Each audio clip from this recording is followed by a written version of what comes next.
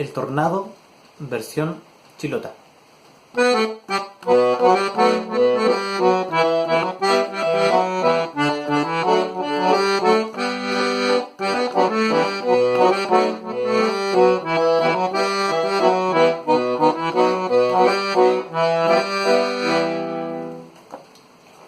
Ahora lo vamos a hacer sin tantos adornos y más lenta para que la puedan aprender.